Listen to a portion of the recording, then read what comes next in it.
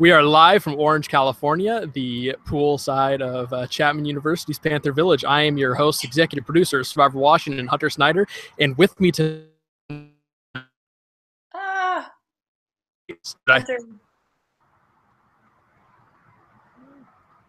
D1 athlete, Emma Baki. Emma, how are you doing? I hate you. I'm great. How are you? I'm doing fine. I'm doing just fine. Interesting episode tonight. This is a hard one to edit personally. I finished this one super late, but what did you think?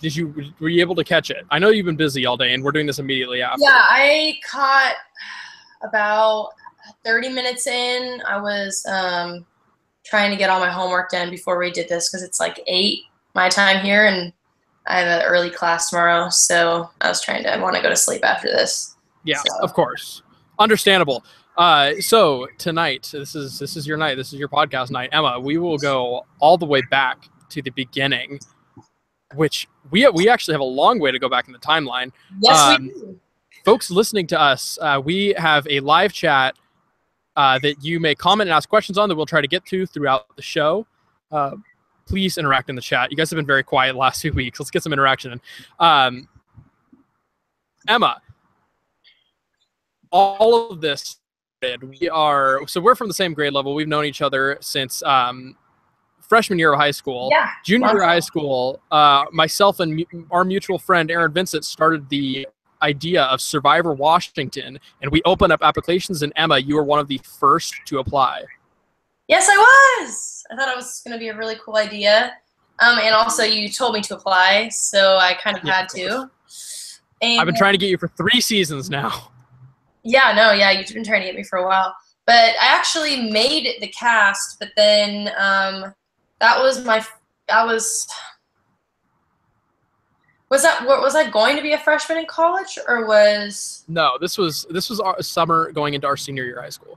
Right. Okay. So I was training really, really, really hard for track, trying to get a scholarship, and I had a really busy summer, and my dad was afraid I was going to get hurt because parents were like that. He was like, "Oh, it's Survivor. You're going to do all these crazy challenges. You're going to get hurt." And da-da-da-da-da. And I was like, as we see, we review all the first season's challenges. Some very painstaking, deathly challenges ran there. Yeah, totally. But yeah, I think that was. Oh, and also I think I was on a mission trip. I don't know. There was some other conflict that came up where I wasn't able to be on the first season. But I'm actually glad I wasn't. I'm really glad I wasn't on the first season. I liked the season I was on. I liked the location a lot. I liked the cast a lot. And it's fun to be with complete strangers. I would have known all those people from high school, and then I would have had a whole entire year of going to school with them after the fact. And as proved from this season, very difficult. The social interactions post game. Yeah, it's just I love like the cast I was with this season, and I think like now we're all like really good friends and interact really well together. But in a high school setting, it was kind of different. And if you noticed how my personality was on this show, I'm kind of like very blunt, which I really should work on, but I'm really competitive. And so I wasn't really afraid to be straightforward. And I think in a high school setting that could have probably caused way more issues than it did for this season. So I'm glad I was on the second season and not the first. And ironically, not ironically, because it's actually unironically, because I called both you and Setu back up. Setu, who was going to be on the original second season, which would have filmed in the November of that year at the same location. Gosh, that would have been so you cool. And Setu both were brought back. Anyways, so you went from being you would have been one of the more standout, mature contestants in the first or original second season to going into the game being one of the youngest contestants. Mm-hmm. Let's talk a bit about before you actually went out there. Did you have any prep or anything you felt like you wanted to do, or did you go into this game open-minded, expecting anything? A little bit of both. So I wasn't really sure if I like I wasn't sure if I just wanted to have my title be college student, or if I should tell anybody kind of what I do. But I felt like, I'm not trying to throw you under the bus, I felt kind of pressured from you to talk about, you know, like the part of me that is athletic and my connection with Baylor, because that would bring just a different type of character to the show. So originally I wasn't planning on telling anybody that side of me, because I felt like that would really, I felt like if I was really up forward with it, it could either, there was like three things that could happen. One, people could see me being, oh, she's like a valuable player. She's like really competitive. She's not going to be super, super emotional in the game because she has that competition side. And then I saw it could paint a target on my back. You know, oh, Emma's, you know, she's an athlete, might want to take her out, whatever. And then the third component I saw was people just might get irritated because they would think I was arrogant or something if I brought it up. So in the end, I think all three things kind of ended up working out on its own. But yeah. And then to add on to that as well, that you naturally have an extremely competitive spirit. Yeah, I'm really competitive, and I wasn't sure.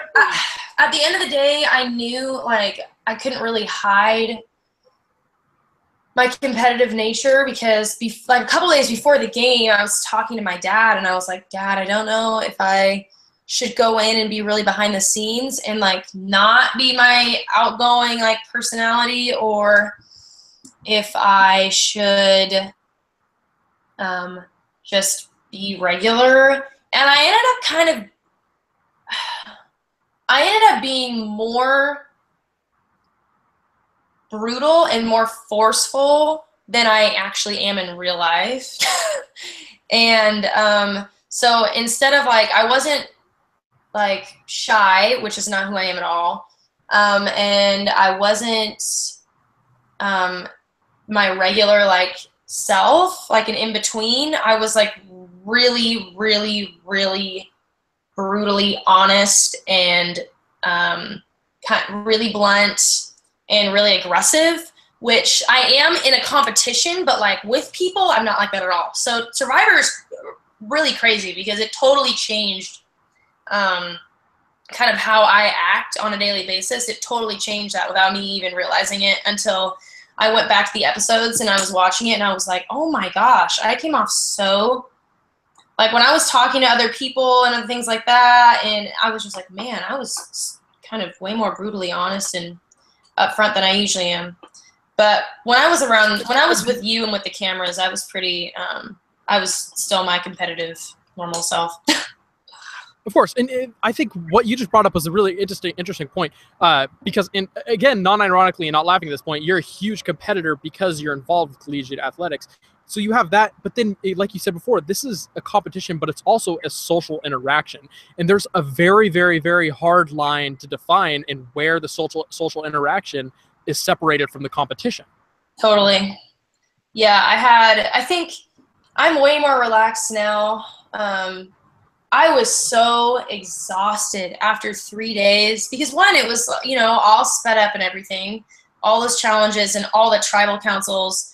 We didn't sleep very well. I lost 5 pounds in 3 days, which that's more than Courtney Yates lost. Horrible. I got really, really injured my freshman year of college in track, and so I lost like 10 pounds. And so all summer I finally got cleared to lift and run and everything. And so I was working so hard to gain all my weight back, and I did. And then I played Survivor for 3 days and I lost 5 pounds. And I was so mad. That was probably the worst thing about it, is I was like, Dad, I lost all this weight. And I didn't mean to, because you had to eat freaking Cheerios for 3 days and water. They worked out. The intended effect was significantly more surprising than I thought it would be. So let's discuss. You get out there, you start seeing your competition, and again, let's bring out this idea that you're younger than everybody else. Yeah. You're the youngest on the cast, but like Connor said, you have an insane maturity to you that's almost scary in terms of how well you're able to bond with people and in terms of how well you're able to compete and strategize and get people to be on your side. Yeah. Did you know that before you were? Did you know that? Let me rephrase and ask a different question. Did you know before going into the game, looking at this cast, that you'd be able to fit in and have the amount of control that you did deep in the game? I bond really well with older people. My personality is really outgoing, but I'm really good at working with introverted people too, and like quiet and shy people. And so I wasn't really worried about the age range of me being the youngest, because I just love people. And so I felt like I'd make friends pretty easily. I was surprised with the amount of persuasion and power I did have in certain parts of the game, with like getting people to kind of go my way with who I wanted to vote for, and then my input. Significantly, the Molly vote, very significant first vote. Well, I think part of the reason why is people really just wanted to get somebody out, because we all really liked each other and it was really hard. And then Molly kind of presented that part, and I really liked Erica, and I didn't want Erica to get out. So when Molly kind of threw all that, I kind of just took control, because I felt like nobody else was really saying anything, and I was like, all right, someone needs to step up and say and like pick and choose. And it ended up being me, and then because of that, now I had this whole entire thing. Oh, Emma wants to control the game. And I was like, well, no one was saying like who we should vote for. People kept going off to the water and talking and this and this. And so finally I was like, when Molly, I don't know where Molly was. Molly was gone, and I was like, all right, guys, listen up. This and this and this. I just laid out what I had heard everybody else say, so we all had a direct consensus of what was going on, and then we chose. So that's kind of how that happened. How did your relationship with Erica start? It was one of the biggest duos the entire game. I don't. Famous. A great Erica moment next week in which she mourns her loss of you. Erica was my favorite. I mean, I love everybody, but I don't know. For some reason, Erica and I just really clicked. I think, well, it was the first day right off the bat when we were all getting to know each other, and we just hit it off really well with conversations, and we had a lot of really great life talks. And the one thing like I realized, and a lot of us talked about, was that 3 days we didn't have our phones, we didn't have anything to talk to other people, and so you really had to get to know each other. And so even though it was 3 days, we all kind of bonded really closely, because that's all we could, the only people we could talk to. Especially winning 3 challenges in a row. You guys don't have a lot to do. Yeah, we don't have a lot to do. So look for the idol. Yeah, look for the idol a lot for some people, some of my friends. And then and that was really weird, because the whole idol thing was crazy for me, because that was not one of my main focuses, to find the idol. Ironically, and they just popped like out in front of me. The first one was the in-game, the challenge, the idol that was in the challenge. And ironically, that was perfect, because I was throwing the challenge anyway. So I was like going really far back to like, stall time.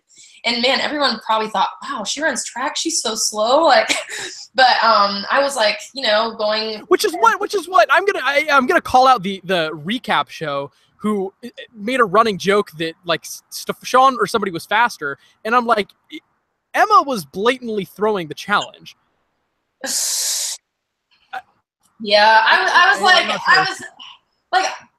actually had a problem with it before we had the game, because everyone knows how competitive I am, and I don't like to quit, and I don't like to throw things. But then I was like, all right, we got to do what we got to do. And I really didn't want to get Brett out, but I just felt like, I honestly think Brett probably would have won the whole entire game if we wouldn't have voted him out. So he's too friendly and sneaky, so we had to get him out. But yeah, so because I had to throw the game in the first place, I had so much time to like just chill out back there and get lost. And so I ended up finding that idol, and it was in which a was bad kind, little bag. which sucked that that was the challenge you guys threw, because not stalled and you both would have gone for the bag at the same time. We hoped that 2 people would have seen the idol and chaos would have ensued and it would have been a huge mess. Yeah, that's not how it worked out. Your girl had 2 idols, and I went home with one in my pocket. But okay, we are getting ahead, but I feel like we have a good flow going, just in general talk. But that second idol, so far and so out of the way of just, I was like, nobody's gonna find this till deep merge. There's absolutely no way. The very first confessional I have is you talking about your first idol. You walk back there within 20 seconds, look down, grab it. It wasn't 20 seconds. So I knew, from everybody else talking that Wes had found his idol. And I knew someone had said that he had found it buried in the ground. And so with that thought in my mind, because you gave every single person that had a confessional the opportunity to go find, search for, what was it, like a minute for the idol or something? A minute. Yeah, you gave us a minute to look for the idol. And so I knew that Hunter's not going to hide this in plain sight because of what I had heard about how Wes had found his idol. So I looked really low on the ground, and I think it was under a tree root or something. I don't remember, but yeah, I just searched really hard and tried to make sure that I didn't miss anything that was in plain sight. But that was like under a tree root. There was dirt on it. It was not a super easy find, but I ended up finding it. I wish I would have played it, but I quote, not a super easy find, as I post the full video that was literally you walking, brushing a tree a little bit, and then turning around and getting it like it was in your sight. You had X-ray. Well, it was literally like Hunter, it was literally like I double taked, and this is what helped me is I had already found the first idol, so I already knew what the burlap bag looked like. Right. So because I knew what the bag looked like, that's kind of what I was looking for in my vision. I knew what the idol looked like, and I knew what the bag looked like. So when I saw the bag, the opportunity exposed itself. Fair. Yeah, fair. Very fair. Okay, so let's kind of clog it back a little bit. Let's go back to this first day. Okay. Was there anything of significant that you passed over in that time of just waiting and doing nothing? I know that your relationship switched all over the place. So 1 minute you're with Wes, 1 minute you're not, 1 minute you're against Sarah, another minute you're not. Everywhere. There's so much stuff going on. What is that melting, that boiling of early Carbonado like for you? I felt like, for the most part, I really wasn't against anybody in Carbonado other than Wes. I mean, if I was against Wes, at the end of my stay there, because at first, I mean Molly, but it wasn't like that I had anything against Molly or that I was planning from the beginning, like Molly's my enemy. It was just that Molly tried to vote off my favorite ally at the time, and so I kind of had to just get rid of her. Sorry, Molly. Rip Molly. But no, I felt like First blood. The first challenge that we lost and what happened after when we had to go. So after we voted Molly off and people started talking, that's when I figured out who I was really solid with and who I wasn't exactly close with. And I knew that I really liked Sarah. There was a time where I wasn't really sure, but that's because sometimes when you're talking to different people on Survivor and you're trying to hear what they think, you have to agree with them even though you disagree because you want them to think that you're on their side. And I had to do that quite often with Wes, is Wes would suggest different people to me or tell me things like, oh yeah, like maybe Sarah. Wes would suggest voting out Corey, I'm sure, at some point. Probably. I wasn't. I was joking because Wes threw everybody's name around. Yeah, Wes threw everybody's name around.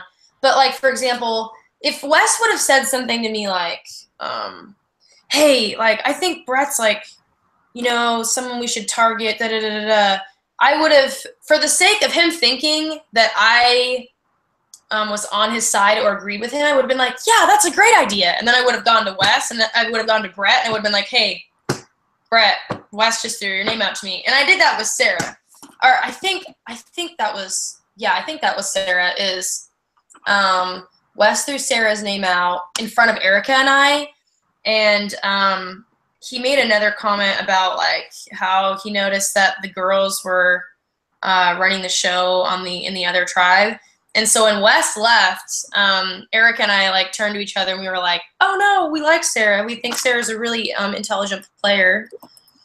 And also we think that we should probably take care of the girls. That was kind of the first seed of we need to watch out and take care of the girls, when Wes started talking about girls from the other tribe. And when they voted out Corey, I think. No, they voted out Nico. They voted out Nico, and that's when he was like, he said that. Oh, looks like there's a woman alliance over there or something. Nico got voted out. There's a men's alliance on Carbonado. Amali got voted out. And I think that also when Wes had that conversation with us too, we were on a tree. We were on like the tree roots near our camp. That's also when Eric and I kind of started bonding, in the fact that we started talking to each other about our gameplay and talking about our strategies. So that was a really good moment for us in building, not only in our alliance like emotionally, but strategically throughout the game. That was a big moment for us. Very good. So the next day you get swapped. You're at a 3-3. Satu, of course, is on the other tribe, who you and him expressed early rivalry. If things went wildly different than most expected from that, can you give us some insight as to what you were thinking at the beginning you first swapped to what you were thinking by the time you decided to vote out Brett? Okay, so the whole Satu thing, I was really nervous because I didn't know Satu was going to be on the show, and he and I were kind of like acquaintances in high school, but I was afraid that he would tell people that we knew each other, and then people would think we had like a pregame alliance. So I was really scared. Like I was like, oh my gosh, like Satu's gonna tell people that we know each other, and I had no clue he was gonna be on the show. So like, but again, it was acquaintanceship. It wasn't like you guys were best buddies or friends. No, it was you guys knew each other from track in high school. Yeah, he was. I think he threw shot and discus. And then I was a sprinter. So, but like, really quick. What happened the first few minutes you get to the location? And I remember you telling me in a confessional in the confessional there was lost. That was all your fault. That was all your fault. No, not that. Oh. When you got to the location for the first time and you started seeing all the people that were coming around, and everybody was explicitly told not to talk to each other. Oh my gosh, I was literally sitting. Oh, I know what you're talking about. Okay, this is before okay, so what Hunter's saying is when everybody met up before the show to get onto location, we had to sign in and take our sleeping bags and our gear and stuff. We weren't allowed to talk. And we get there, and I'm, like, looking at everybody, and I'm like, oh, okay, I'm not going to know anybody. And then all of a sudden, I was like, oh, there's Satu. I know him. And then he and I made eye contact, and I, like, looked away because I didn't want, like, people to think, like, oh, those two know each other. Like, we should watch out. And Satu goes, hi, Emma. And I was like, oh, no. I was like, oh, no. People are going to be like, oh, that big guy, that strong guy waved at her. They probably know each other. Oh, man, they have a pregame alliance. And I was like, oh, gosh, people are going to make all these assumptions that aren't true. Like, I'm screwed. I thought that. That was my initial reaction. I was like, okay, I'm screwed. I'm probably going to not make it to, like, the second round of the game because... Yeah, I'm going to pause real quick because I don't know if it's my connection with you breaking up. You kind of broke up bad there. Could somebody in the chat just confirm if they heard what Emma just said? You're breaking up on my side too. Like right now you are. Hello? You're frozen. I can't hear you. I'm going to text you really quickly.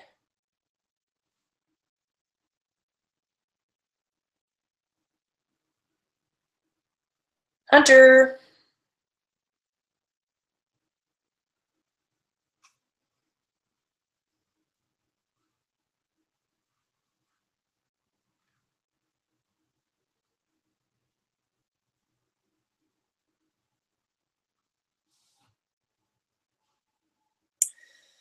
Okay, I don't really know what's going on right now. I texted Hunter to see if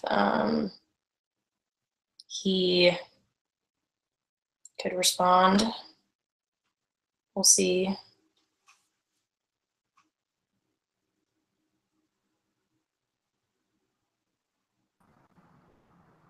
Oh, was that on camera? I don't know. I just was Was kind my, of texting you. my university's Wi-Fi is absolutely horrible. Okay. I will publicly say that it is very, very, very bad. Yeah. Okay. I apologize for that, everyone. Okay, Emma, but what you said was heard, so that's good. So in the event that happens again, let's why don't you talk about your in the event? Let's just have a question pre-made. Talk about your favorite moments that were not filmed, and we'll keep that in case I break up and lose connection again. Gosh. Okay. All right. Okay. Anyways, moving on. So you have this preconceived idea of Setu. You guys know of each other, and then the next morning, everybody's expecting Setu and Emma to go against each other because in that first opening sequence, Setu expressed that he wanted to compete against you. You expressed you wanted to compete against him, but you ended up working together, voting on the same vote. How did that come about? Well, there's always that friendly competition. I was really just kind of joking around, just trying to I don't know, scare people, honestly. I was just I'm gonna intimidate people. But Psychological warfare. Yeah, that's kind of, I'm super, super, super mental, and I don't get my feelings hurt very easily. And when people say things, I assume that they're not saying things to try to openly bother me, unless it's I don't know. I just don't assume the worst from people.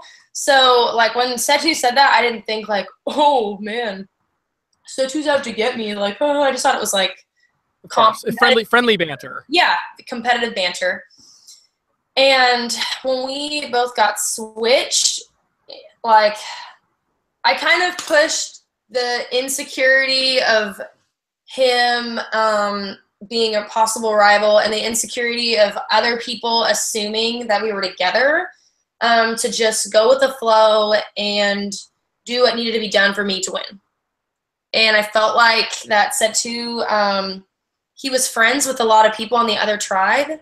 And so I felt like the safer thing for me to do would be to work with Setu and to not possibly anger his other alliances by me trying to, I don't know, get him out or anything like that. So you would be seen as a big threat regardless, and so to lessen that blow, fitting in with them would. Yeah. That's interesting.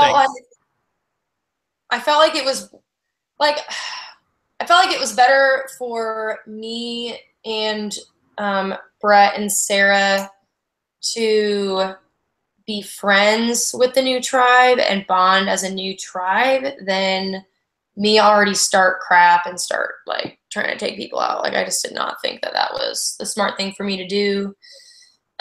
Since were there more of them than us, or was it the same? 3-3. It was 3. Well, wait, merge or when you guys swapped? We swapped. 3-3.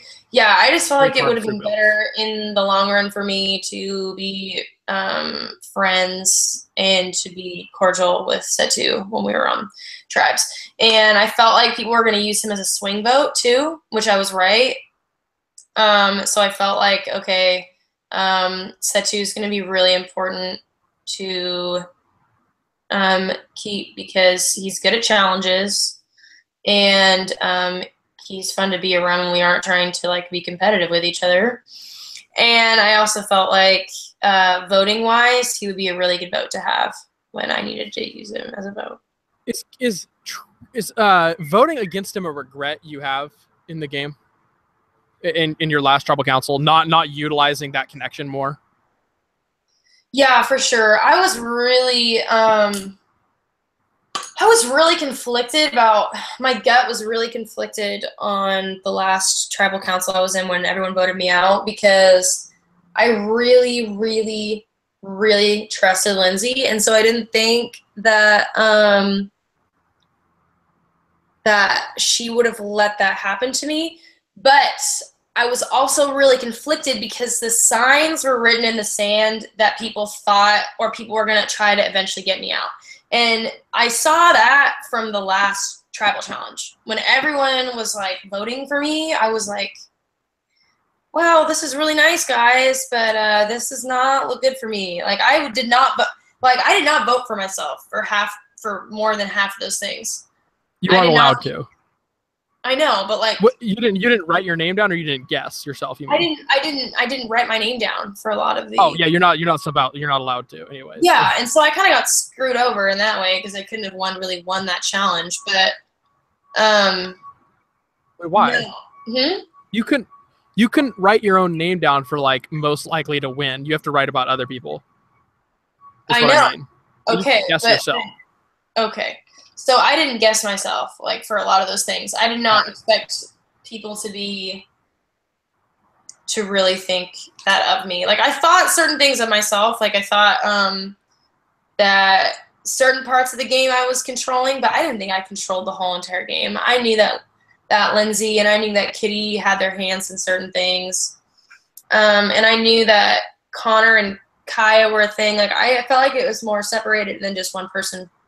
But in the end, absolutely, that's one interesting thing about the season is there aren't voting blocks, there aren't alliances. It's a bunch of duos just going at it, and that's what I find really interesting about the season. But I want to discuss you expected Kitty to be the leader, and while a lot of people did too, you're not the only one to think that. What was it about Kitty over Lindsay that everybody assumed that she had the most power and she was the bigger threat? Because I think Kitty was like me, and just how she delivered her ideas was more aggressive and more brutally honest than Lindsay at times. And Kitty addressed the group more with ideas than Lindsay did. Lindsay went behind the scenes more to get one-on-ones with people. So, and that was the difference. Is like, I did what Lindsay did, but I also, I did what Lindsay did, but I did that with like Erica. I did that with Brett at some points. I did that with Sean, but I did not go, like Lindsay went to almost every single person one-on-one and got their ideas. Whereas I did that with like 3 of my main alliances, but then I addressed the group a lot. And Kitty did what I did. Kitty addressed the group a lot, and so that gave her, I think, an overarching, like, kind of theme that she was a really, like, strong and powerful character because she kind of addressed the group more often than not. And so I think that sounds like a very valuable rule in Survivor is address the people, not the group. Yeah. Head down low. Totally. And I kind of did both, but I think the move I made at the beginning with Molly was fine, but the fact that because everyone considered me to be the person to make that move, I think that kind of set me up for the rest of the game as being somebody like that. So the initial first impressions last. For sure. And then throughout the rest of the game, I didn't really address the group as often. I did it one other time with Wes, where there were so many people. It was so frustrating. Like, everybody kept coming to me, telling me different stories. And then when I finally had everybody's different point of view and I pieced it together, I waited till Wes left for me to address the group. So that was the other time I talked to the group about an idea. But after that, I was way more like, I would address 2 people or I'd address 1 person. As we saw with you addressing Kaya and Sarah and all the people one-on-one for Kitty's vote. Yeah. Or for the vote on Kitty. Yeah, I did. Satu and I talked often, Lindsay and I. Erica, Sarah, Lindsay, like, I made sure I didn't address the group as often anymore because I kind of felt like, okay, I think I'm painting myself to be a really big game player, and I don't want people to see me as that. I kind of just want people to be I wanted people to be kind of afraid of me, but I wanted people to see me as someone valuable enough to have in a vote But at the end of the day, I think more people were ready to get me out and not have me be in the final 2 with them than just like keep me for a vote. So yeah. The fear tactic is interesting because in Survivor, generally the idea is, and in life really, if you're using fear, you're not going to be successful. But can you demonstrate how using fear would be successful and how it did work for you? Well, I wasn't really trying to make, like, I wanted people Not fear to per se, but be intimidated in some ways, because I think intimidation's a really good, like, in a game or in, like, competitive nature. Like, intimidation's a good thing. Like, I think intimidation's kind of healthy, but for me, I think a lot of, like, okay, you could see an example of this is after I escaped my blind side, like right before I got, was it the tribal council before Kitty when they tried to blindside me, right? When Stefan ended up going home? Mm-hmm. Everybody was like, crap. Oh, Emma's so mad. Emma's going to get me out. That is an example. Is everybody was like, okay, we know Emma doesn't play with this bull crap, so she's going to come after me because she thinks, huh? Saved you the next vote. Nobody went after you. Because people were like, okay, Emma's going to be really mad, and she knows that we're out to get her now, and so we're not, so it ended up saving me to the next round. But it was so funny watching that episode, because everybody was like, oh, yeah, Emma's really pissed, or Emma's this, and I was like, right, I was mad, but I only had one person on my mind, and that was Kitty, and that ended up working out for me, so... So morning of day 3, the morning of the Great Blindside. Yeah. Where's your head at during all this time? You're like committed to Erica, Sarah, and Lindsay? Mm-hmm. Totally. I was 100% committed with Erica, and then I wasn't really sure about Lindsay and Sarah until the night before when we had a really huge conversation. And Lindsay made a really big promise to me, and so... Like, Sarah, I wasn't still 100% sure on, because Sarah didn't say anything to me that was, like, stood out to be as 100% committed to our alliance, but Lindsay did. So I felt like the two people I trusted the most before I got voted out were Lindsay and Erica. And I trusted Satu a lot, too. And... it's just the idea. I mean, the who do you trust? That's the question. Who do you trust the most? I didn't trust anybody but Erica until the night before when Lindsay and Sarah and I had that conversation. Like, the whole game, I didn't really trust anybody except for Erica, and I felt like that did me really well. Like, I think making sure I had like, part of the reason that not trusting anybody helped me is when I was about to be blindsided, I didn't really trust Kitty, and I didn't trust Stefan. And then when they were talking during, when you asked them questions about, like, how do you think this vote's going to turn out, and what do you think's going to happen? Kitty said, oh, well, the line's going to be drawn in the sand tonight. And I was like, what? I thought we were all on the same page. We were all voting Satu. Or no, we were all voting Stefan. We were all voting Stefan. I was like, what? Lines are going to be drawn in the sand? And then Stefan said, oh, it's going to be like the Cold War. And I was like, hold on a minute here. Like, and then as well as Satu hinting to you before. Yeah, that... so Satu was like, Emma, I think they're going to get you out. And I was like, really? I was like, huh? And then he didn't know that I had the 2 idols. And he was like, I'll give you my necklace, like, before we were walking in. And I looked at him, I was like, I'm not going to need a necklace. He was like, what do you mean? And I was like, bro, just I wanted that would have been so freaking awesome if you would have done that, though, or if you guys would have done that. There are not enough. I almost was like, man, that would have been so badass if I would have taken. If he would have pulled an Eric. I had 2 idols that I could have used. But it probably would have ended up in an Eric Reichenbach situation. I mean, possibly. We could have still seen a Stefan vote just for the easy factor there, but I think it would have been amazing to see Satu voted out because he did that.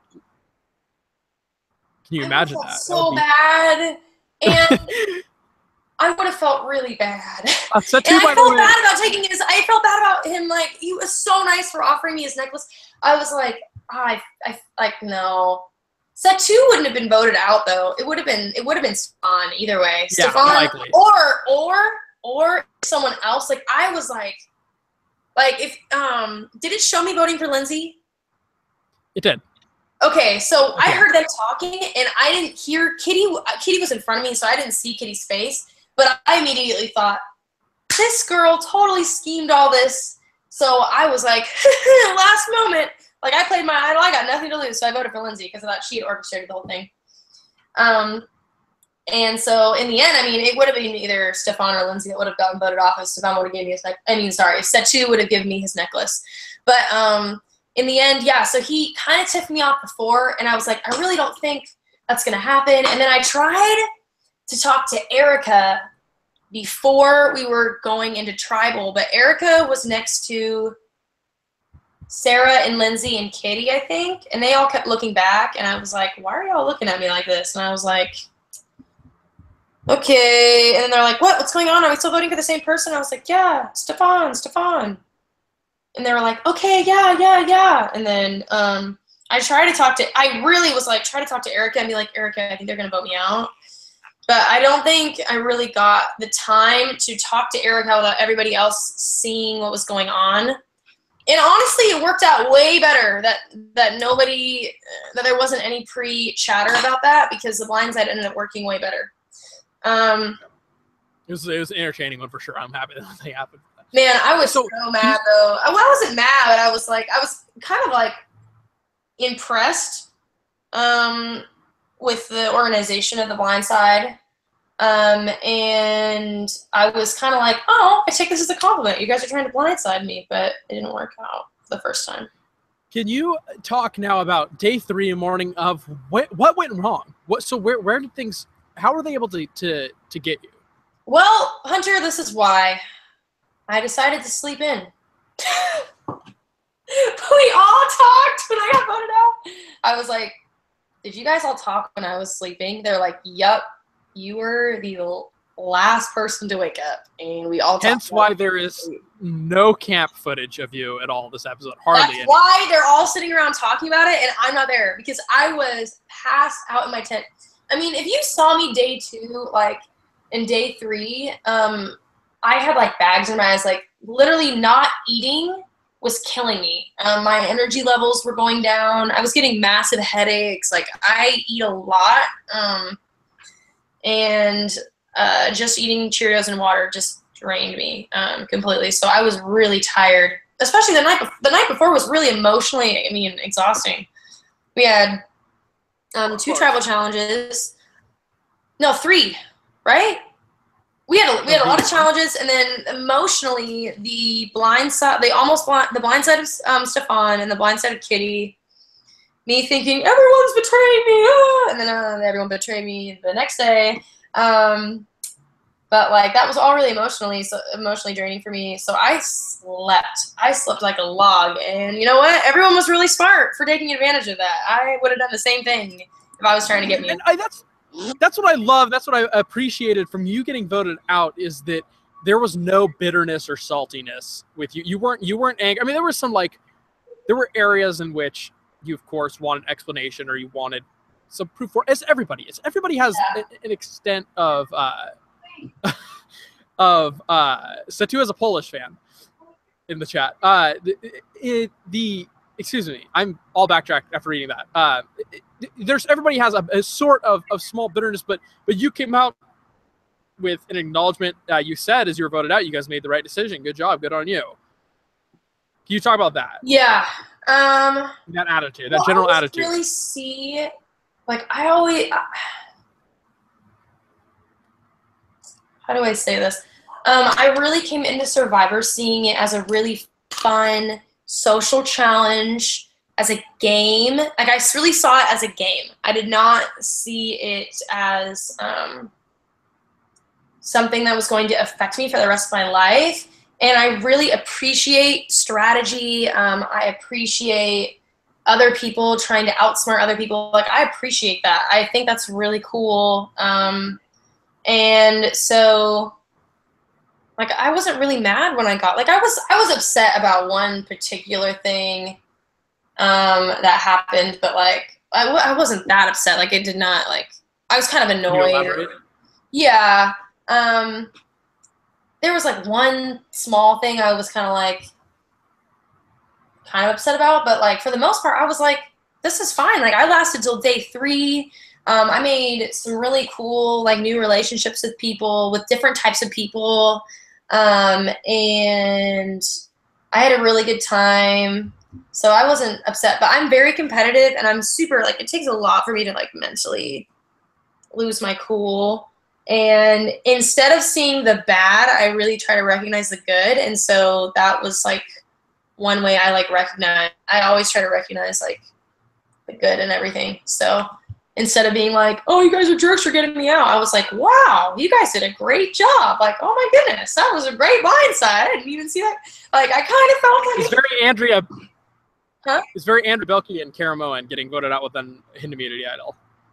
She took it like a champ. She was like, oh, you guys, you know, like, yeah. That's a knee See, slap. I don't know what you're talking about because I've only watched like 4 seasons, and I'm not as Survivor Ultra fan as a lot of these other people are. Which might be a reason why I wasn't so emotionally attached to this game, is because I really love Survivor for the competition, and I find it really interesting to watch the social interactions. But Survivor is not like my whole entire life, so maybe. So, but did your perception of the competition and Survivor in general change at all from as opposed to going in? Yes, I have way more respect for people that play that game than I did before, because when you're watching, I mean, I feel like this is typical for every part of life. You witness people doing something and you think it's easy, and you kind of judge them a little bit. You know, you're like, oh, I could do that. Like, that's really easy. Why is she upset because she got voted off after being on the island for 26 days? Like, what? She doesn't know any of these people. Or why did they lose at this? Or why did they make that decision? Why are they so stressed out? Or, I kind of judged Survivor people because I had never lived that experience. And I only lived it for 3 days, and I was like, oh my goodness. You have nobody to talk to except for those 18 people, or was there 16 for ours? You had 16 on your season. Yeah, we had 16. So I was like, oh my gosh, I only talked to these 16 people for 3 days. Imagine being in an alliance with somebody and getting really close with them, having no one else to talk to on an island for like 30 days, and then having them vote you out. Like, that would be horrible. Lindsay would have made her promise a week before she would have voted you out. Yes, and I would have been even more. I would have cried. Yeah. Like, I was trying to explain to my mom. I was like after I was like, Mom, like, just imagine you have nobody else to talk to. You're on an island. And then, I mean, sometimes people get really severely injured or hurt, and then they have to, like, there's all this other emotional crap. You can't see your family. You're living off of things you catch. Like, there's so many different emotional stresses on you. And there's also a lot of money at stake. And I was like, oh, man, being voted out then would be so emotionally taxing. And so I respect Survivor, like actual Survivor contestants a lot. That is so much more difficult than what I had to go through. And I was freaking out about only losing 5 pounds after 3 days. Oh, man. Insane. Truly insane. Yeah. Ponderosa, you get there with Stefan and Kitty. How's the mood? How's the atmosphere? It was fine. I think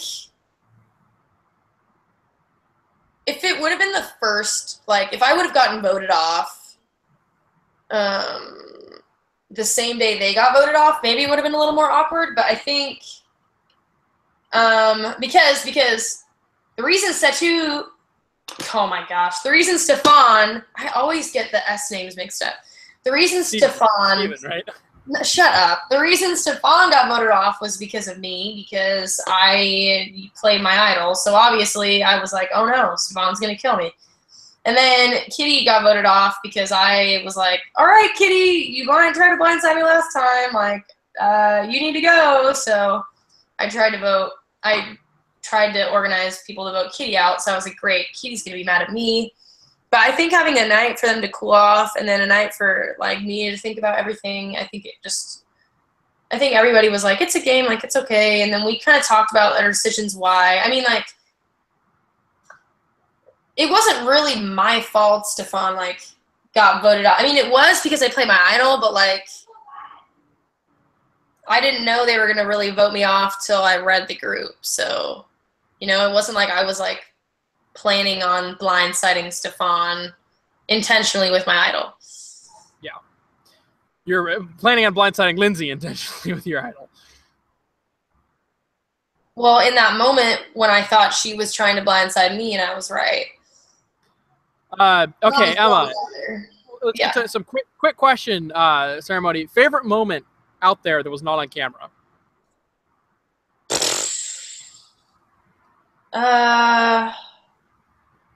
Oh, okay. We had a lot of really funny group talks in Carbonado Tribe at the very beginning on the first day. I think it was after, okay, this is going to sound really bad, but those 3 challenges that we won, I kind of get those hours after we won those challenges, like, mixed up. They're all, like, It's a blur.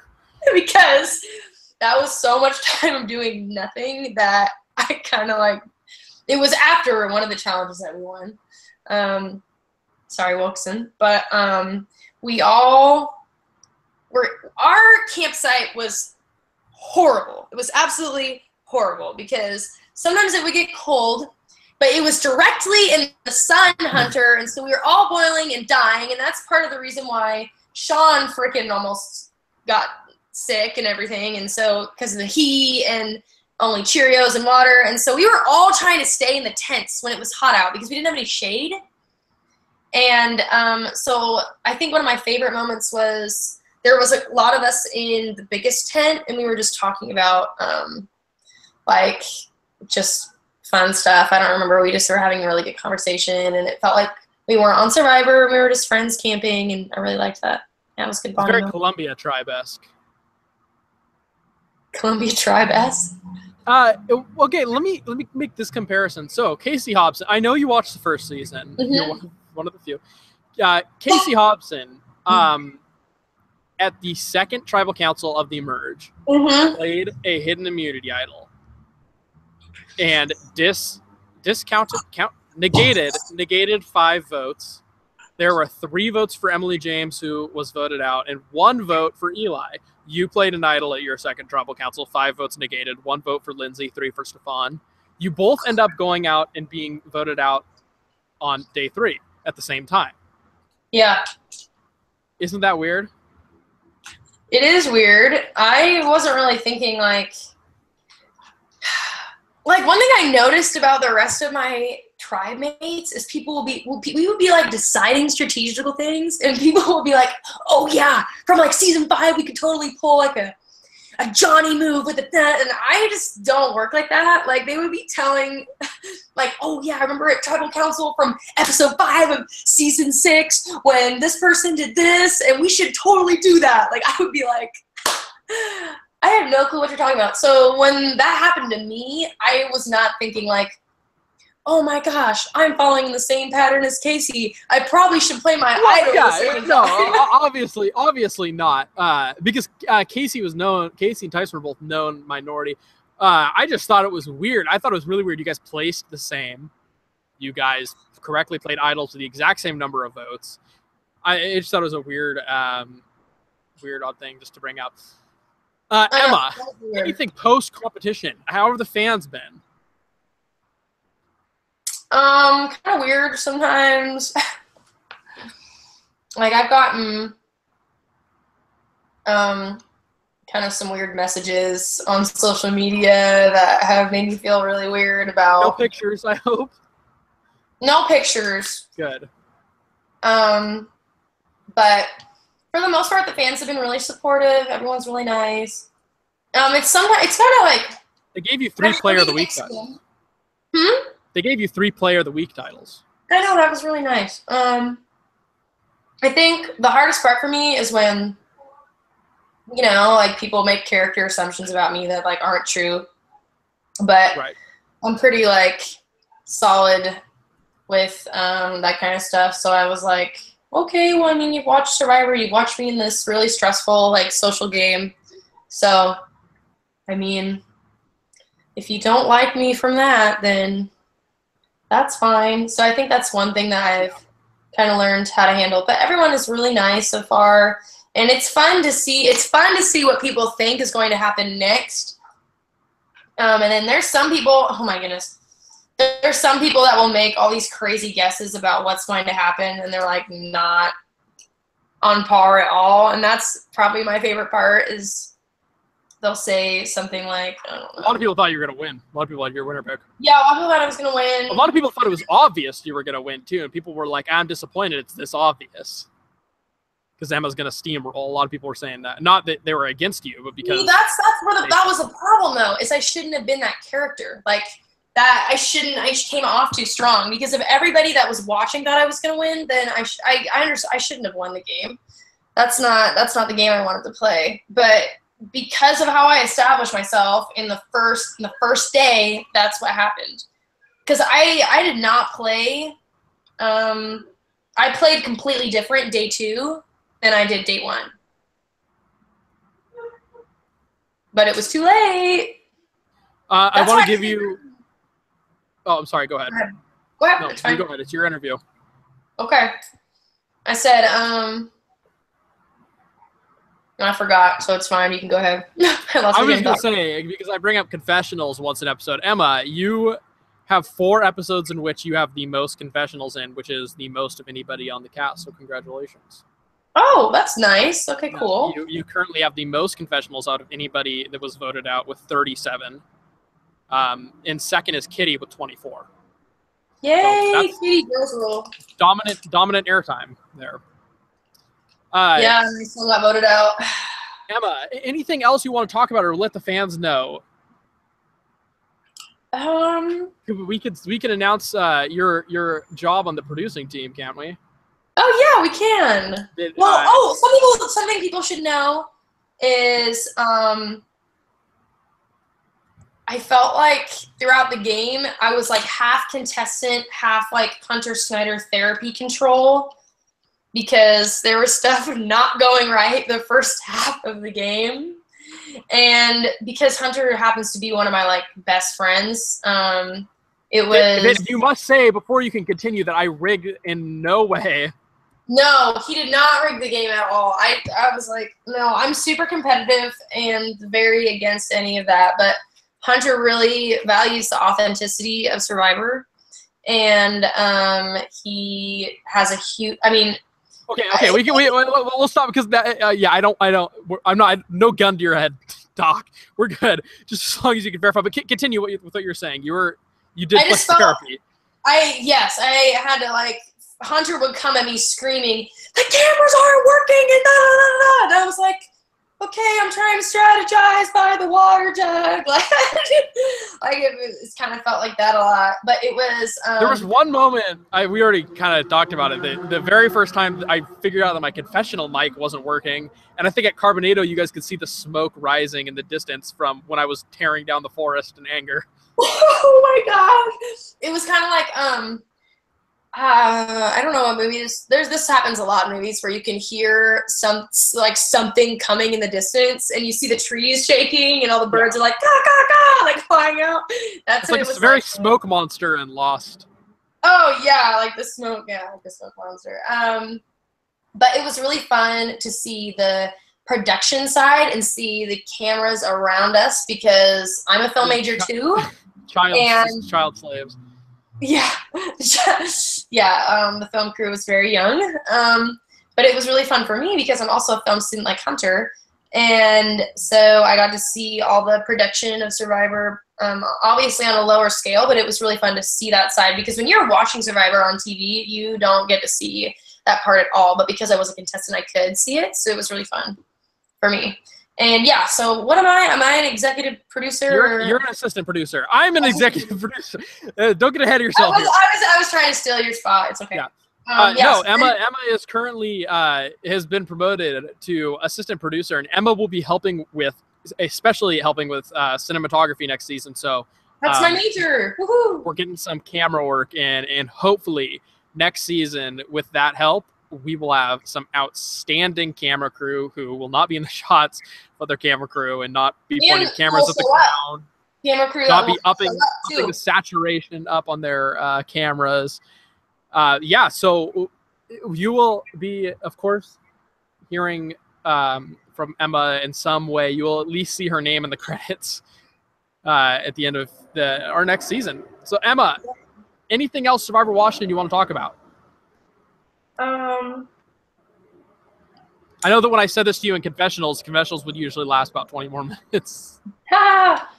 I had a great time. I like everybody on our cast. We had a lot of fun together. It's really fun to see how this is played out too. And it's really fun for my family because my family didn't understand it was going to be at this big of a scale. And I'm in Texas and my family's back in Washington State. So it's kind of been really fun for me to be like, hey, Mom, hey, Dad, how are you? New episode's coming out. Huh? Did they know where you placed? No, they have no clue. They watch Survivor on Mondays because Sunday nights are really busy for them. So they don't know you're voted out. They have no clue I voted out. My dad literally kept begging me. He was like, so you're going to tell me? I was like, stop asking me. You're so disrespectful. I've told you before. I'm not going to tell you. And then my mom was like, so you're going to give us a hint? And I was like, I did well. Well, that's an always accurate or a good descriptor for ambiguous. Well, okay, I have to be honest. My dad was like, did you get voted out first? I was like, no. He was like, okay, that's what I wanted to know. I was like, okay. Okay, Emma, we have to start wrapping things up at this point. But I will say thank you for joining us, Survivor Washington.